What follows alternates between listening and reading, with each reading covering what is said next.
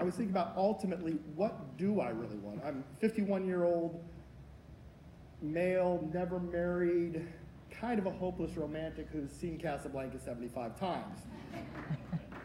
And so I have learned over a number of years through trial and error, and in a recent study published by Scientific America that canvassed the globe, in the last 200 years, there has not been a single case of a male getting a first date with a female using an Excel spreadsheet. That puts me at a disadvantage, obviously. You like to stay with your strong suits. And so I was thinking about my own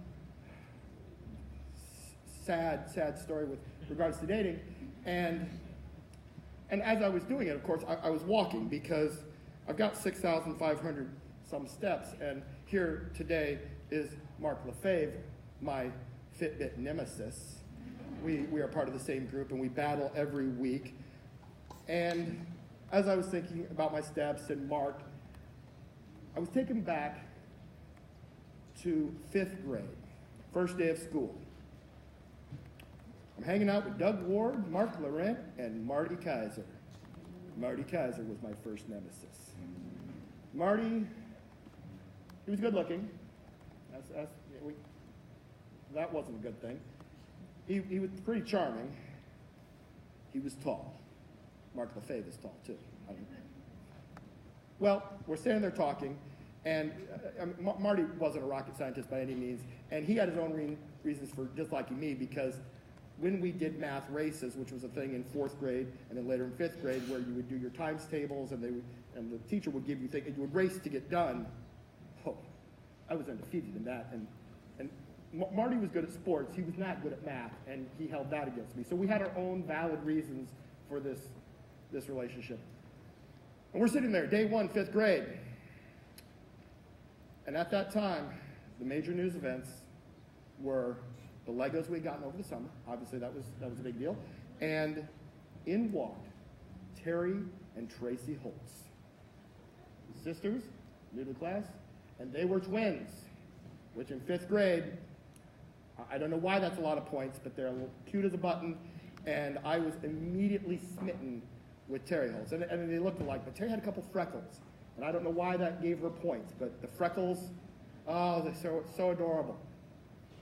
And Marty Kaiser, he liked Terry too, didn't he? Well, so it began, the 5th grade wooing. And I was overmatched. By the 2nd or 3rd month, there had been a lot of skateboarding. And next to Northwood Elementary School was Death Hill, which at the time was at about this angle. And when I went back a few years ago, it was like this. It was like 1 degree. The thing that we did is we had our skateboards, and you would get on the skateboard, and the girl would be across from you. So the skateboards would be parallel. You put your feet up, and you would hold hands, and you would go down Death Hill, and if you were good, you could make the turn.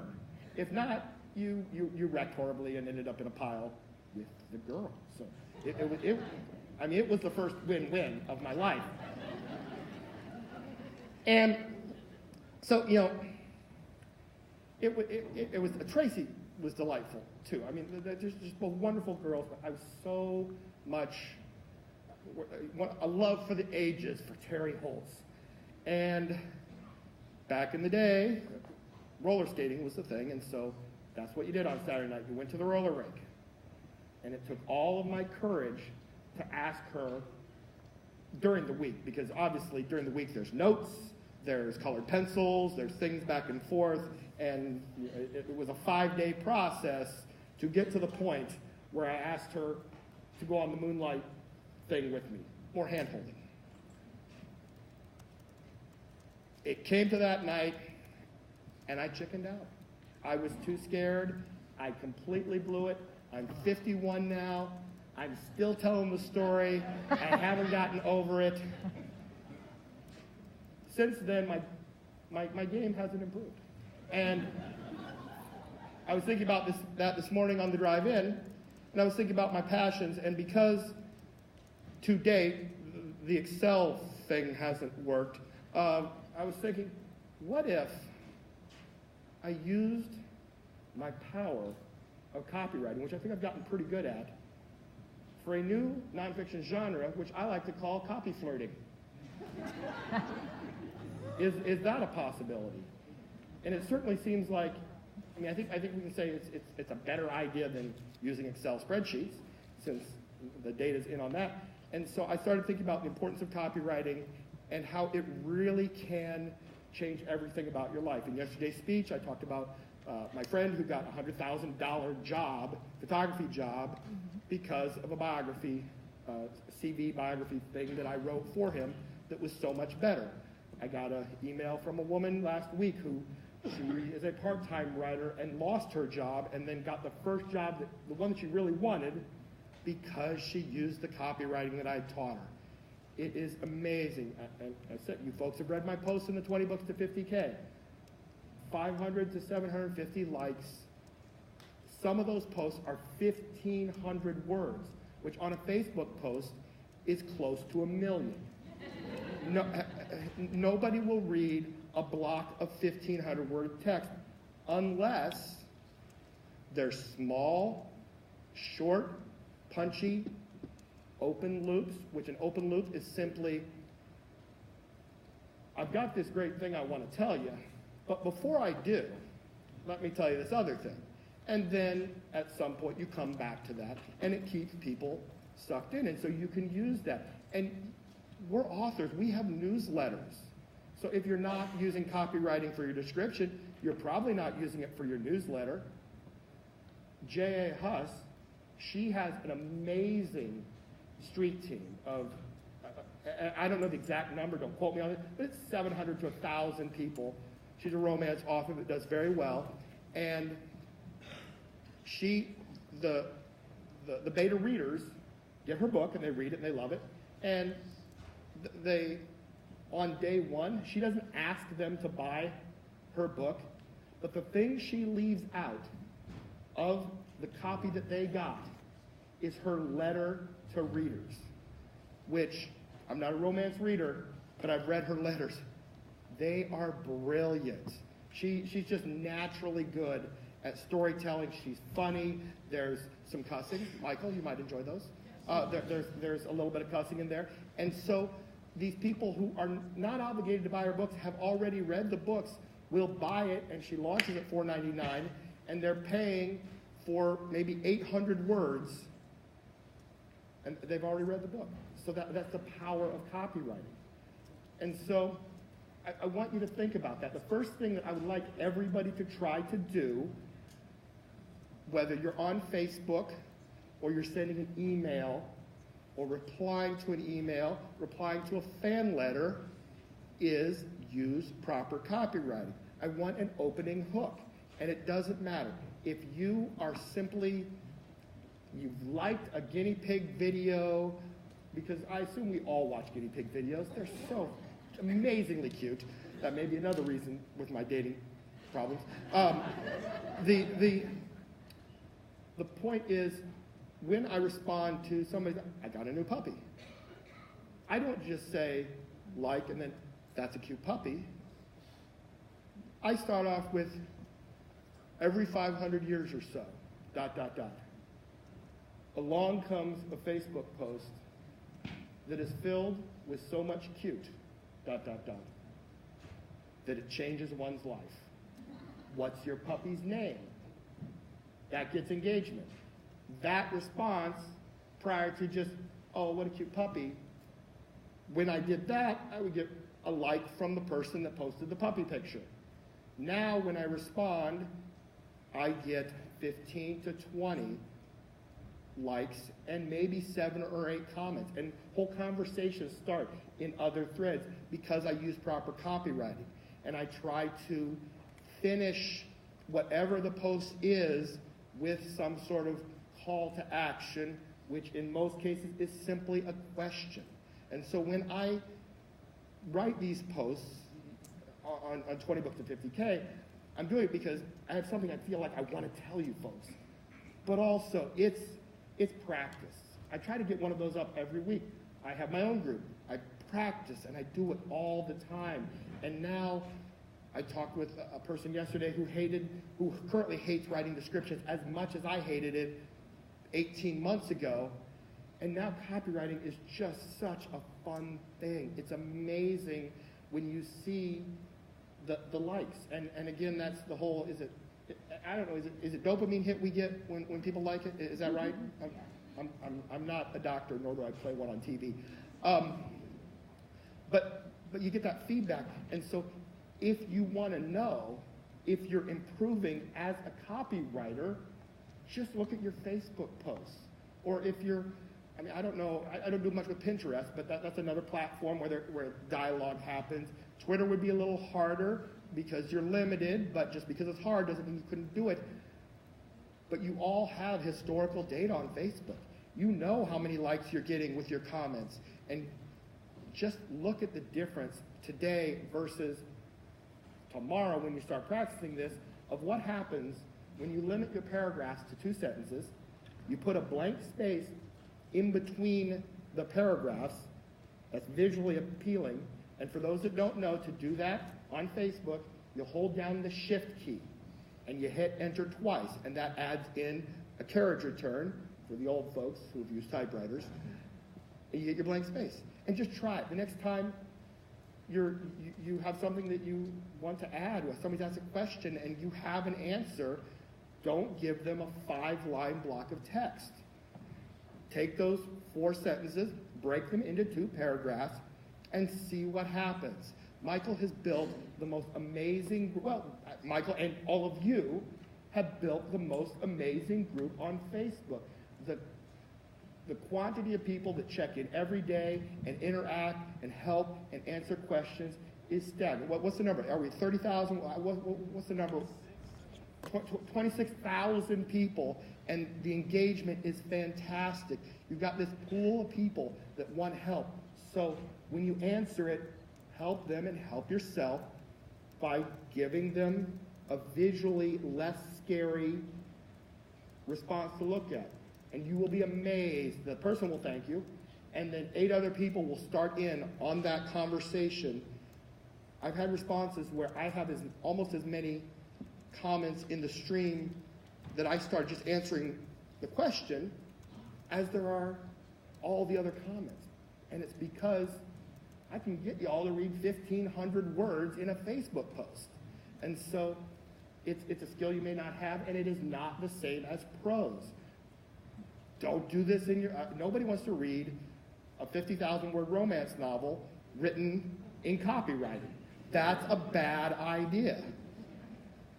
That's the sort of thing that I would do to try to woo a woman, is write a 50,000-word note in copywriting.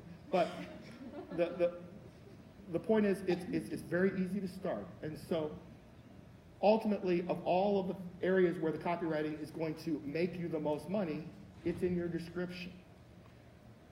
I help a lot of authors with their descriptions, and there are varying levels of quality that they come to the table with. They will send me a Word document with their description as it is. Some of them will come to me after having had discussions about my theories on copywriting, and they'll give it a first try. And first tries at everything, they're not going to be as good as it will be when you've written 50 descriptions. Now you're saying to yourself, I don't have 50 books. I'm not going to ever write 50 descriptions. If we start sharing our descriptions and helping each other, I've written hundreds and hundreds of descriptions. I have 12 novels. So if you get an opportunity, if somebody reaches out to you and says, hey, I'm launching this book, can you help me with my description? You've just been given an opportunity to build your skill set. So do your best and try to write their description. And here's a secret. The descriptions you write for other people are 5 to 10 times easier than they are when you're doing it for your own book. Because you all have carried this book through 3 trimesters and birthed it, and it's beautiful, and you want to talk about its ears and its nose and the eyes and how cute it is, and that's not good copywriting. I tell people, hint at what might be in the book. Don't info dump on them about what is in the book. I read so many descriptions where I get to the end and I'm like, oh good, I just saved $4.99. That was a great book. I don't even need to buy it. And so the first thing, my theory is, initially, because we have such a limited attention span, we need an opening hook that is 6 words or less. I pick that, and given a choice, you would like smaller words rather than long words, because when people go to your Amazon page, maybe you ran an ad and they clicked on it, you've got almost zero real estate. Now, in the ad world, in newspapers, you always hear above the fold. That's important. Get the message above the fold. So I see people trying to pack a lot of words above the fold.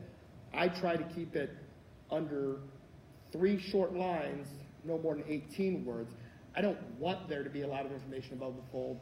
I want there to be a hook. I want them to have to click read more, because the mindset is now they've got so little space, you almost always need to click read more.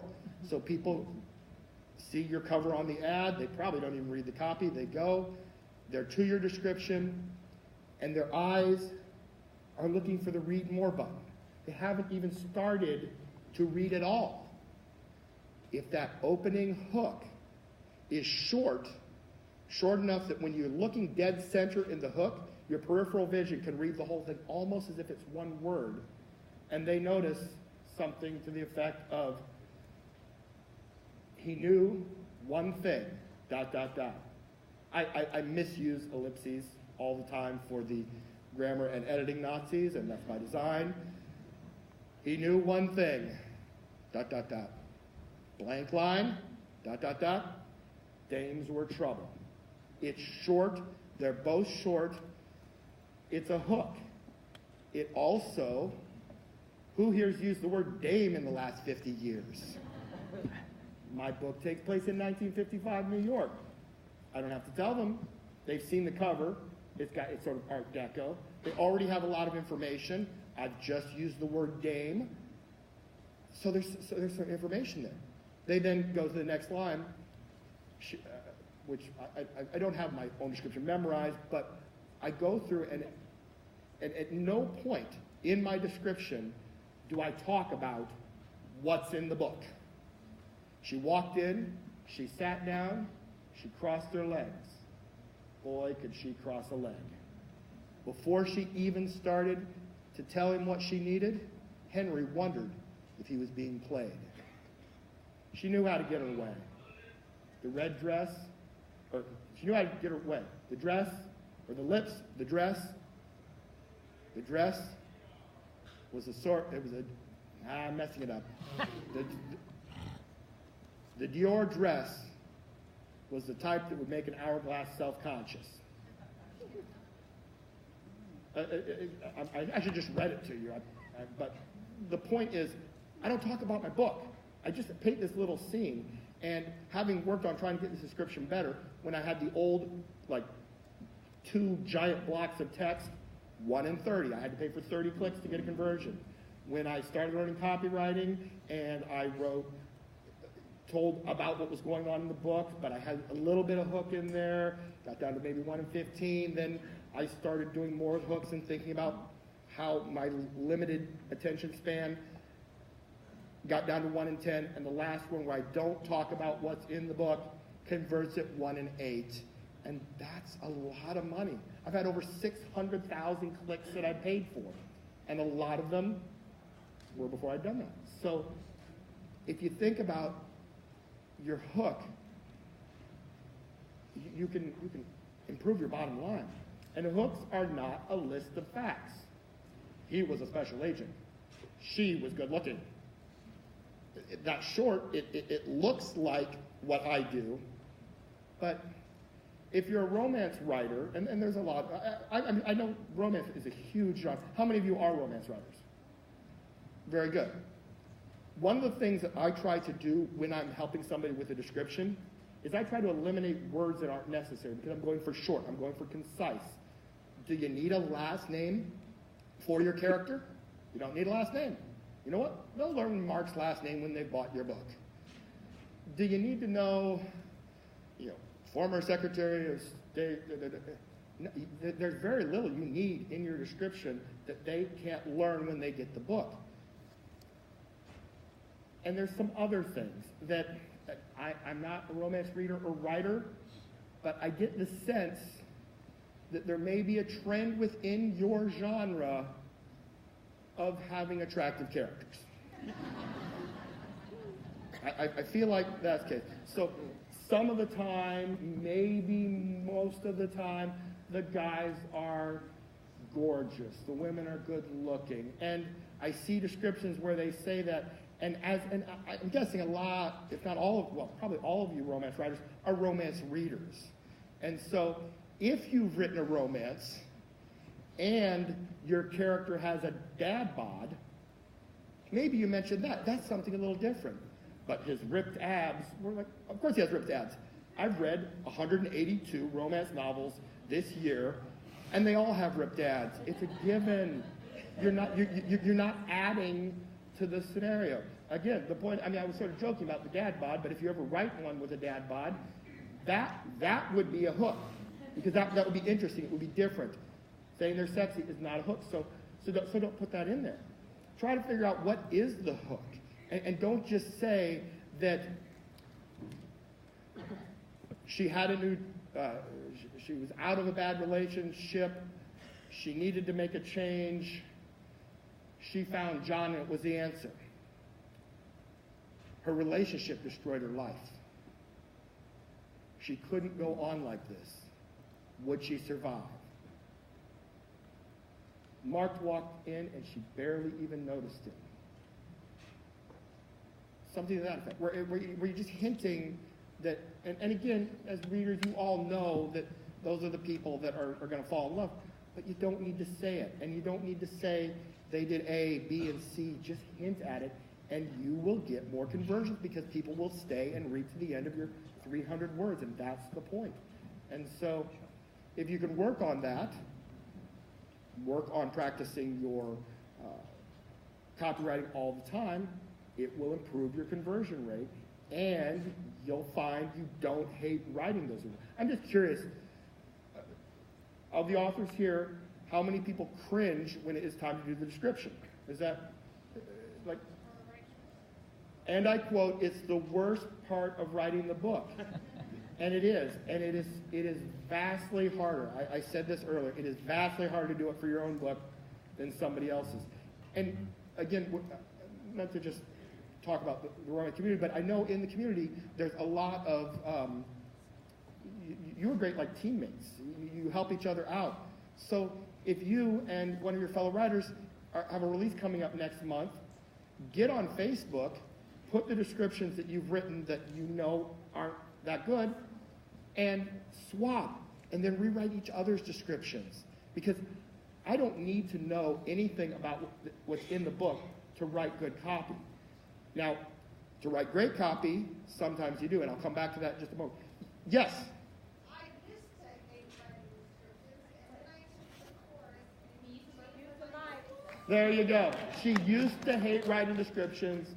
She took my course, and we worked on descriptions together over Skype, and now she likes copywriting.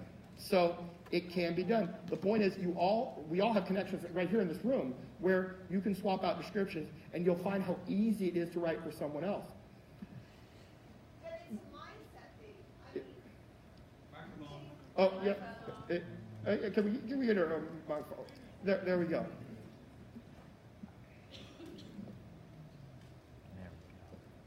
Part of it's a real mindset thing.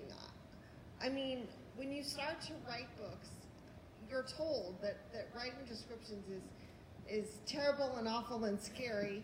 It is. And you get that, but taking your course showed me a whole different way of writing them, and a whole different purpose behind what I'm trying to do, and it made it so much easier. So if look at the purpose of why you write your blurbs and what you do with your blurbs and your descriptions, it totally changes why it's so hard or so easy to do. And I don't even need to help her with her descriptions now. I mean, we went through 2 or 3, and that's the amazing thing, is that, the process is simple. I like to get on Skype and say, okay, this is it, and then analyze why that line didn't work or why those extra adjectives weren't necessary. I've seen so many paragraphs, 3, 4 lines, where it is really good prose.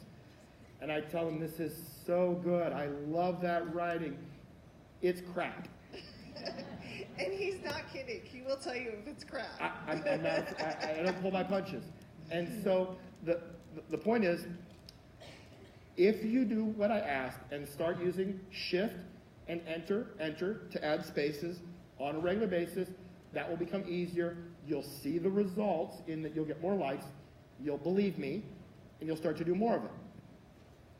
The next thing that you need to know is that for me, when I first started doing the descriptions and saw immediate, 1 in 30 down to 1 in 10, 1 in 12, the immediate improvement, because of hubris, I just assumed I was great, you will get better at it. When you've done 10 of them, you'll be better than the first one. And so if you have a number of books and you rewrite all of your descriptions, say you have 10 books. By the time you get through the 10th one, it is worthwhile going back because you can probably improve the first one by 10 or 20%. You'll get ideas because your mind will start thinking that way in terms of hooks. And they're everywhere.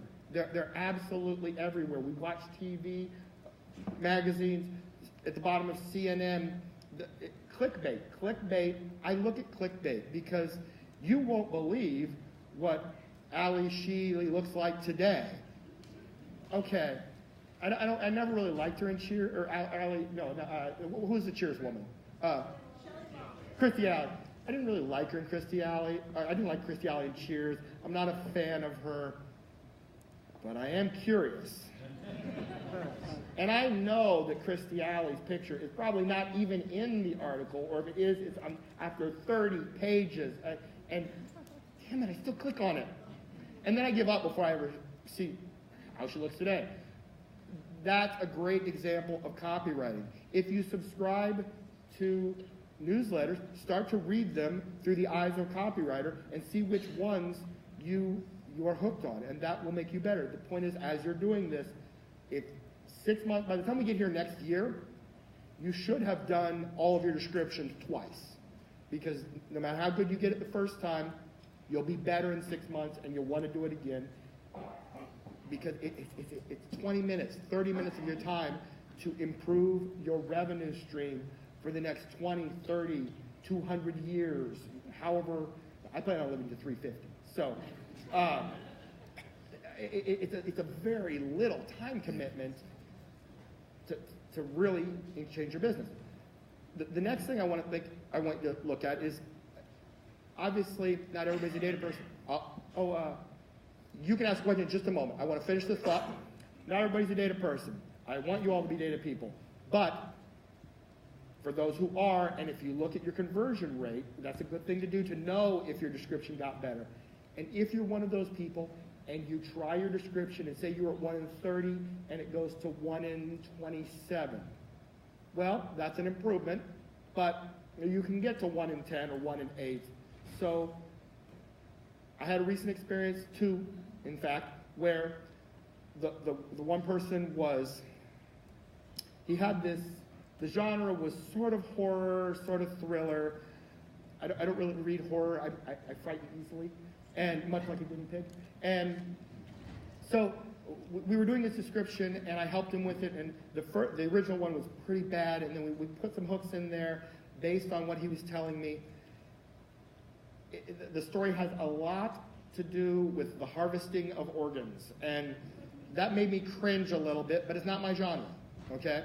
So he did it, and it went from 1 in 30 to 1 in 27. And I was like, oh, those are good hooks, but it may just be that it's gross. How big a deal is the harvesting of organs to the overall theme of the book? Well, it's a small detail. Why are we focusing on the small, gory detail that makes me want to not even think about your book, let alone purchase it? He said, well, that's an excellent point. We could talk about this, and I don't remember what the this was, but I was, oh my God, that's frightening. Let's do that. 1 in 10. I mean, immediately. The next woman I helped, we redid her opening hooks, and she reached out to me last week. Now, I don't know the results because I haven't talked to her since then, but again, not much change. It was a little improvement because it was 3 giant blocks of text, and so at least the formatting was good.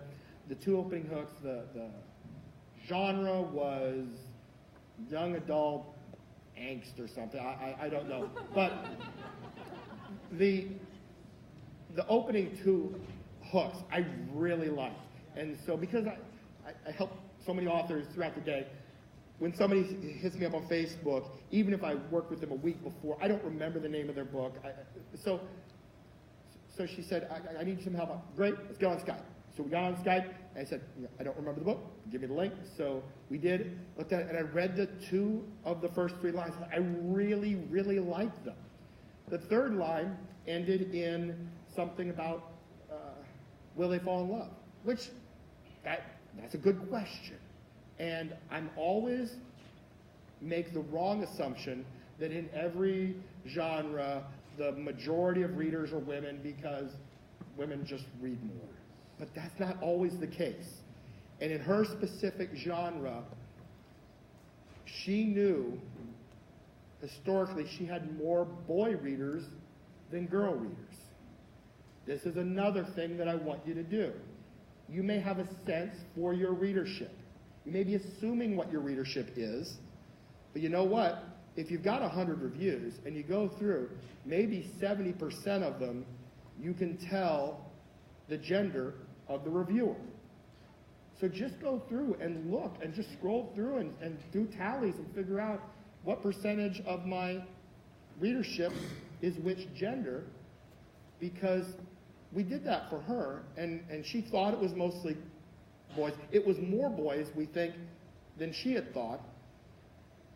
And how many 13-year-old boys are hooked by will fall in love?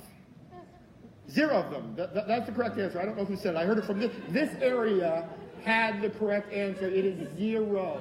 So you don't want your hook to be 0. And so we changed it to, I don't know, playing with frogs or something. It was a 13-year-old boy thing. The point is we came up with a different hook. And the rest, I mean, it was all good. It was just that one thing that I imagined, because that was above the fold. And so their glance was, and 13-year-old boys do like girls, but they're not going to admit it by buying a book. And so that's important. You may change your description. You may reach out to me and say, Brian, it didn't work. It may be as simple as 1 word or 1 phrase. And so you, sir, now may ask a question. Is there any point to Closer to the mic, please. Is there any point to Okay, put the mic in your mouth. Is there any point to doing this sort of close copying or copywriting on the later books in the series? Oh, that's a good question. Take 2 points out of petty cash. Well played, sir. Yes, there is, but it is less important.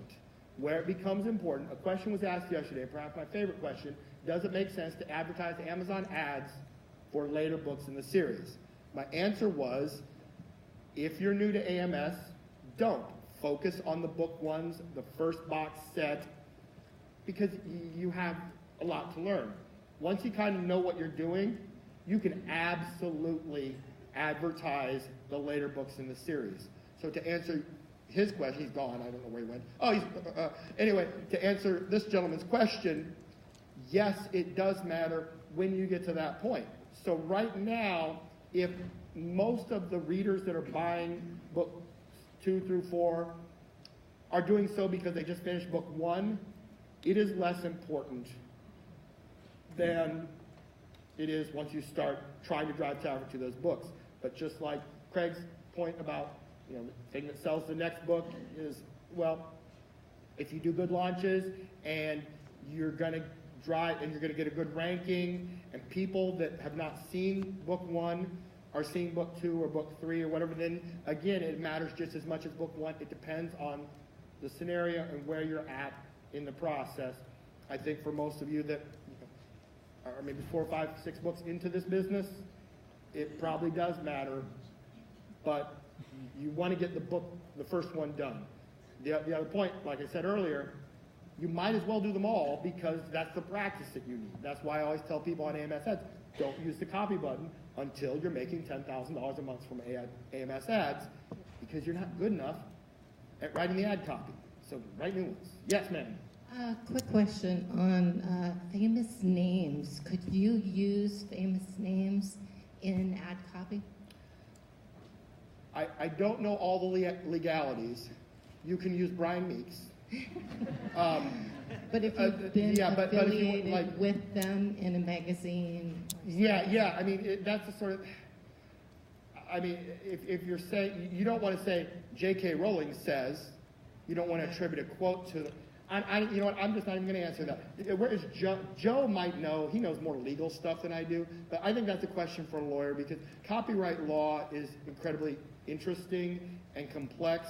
Are you aware that if you have a photo of the Eiffel Tower, La Tour Eiffel, at night, technically you can't post it on Facebook. You're violating their copyright because the Eiffel Tower is not copywritten.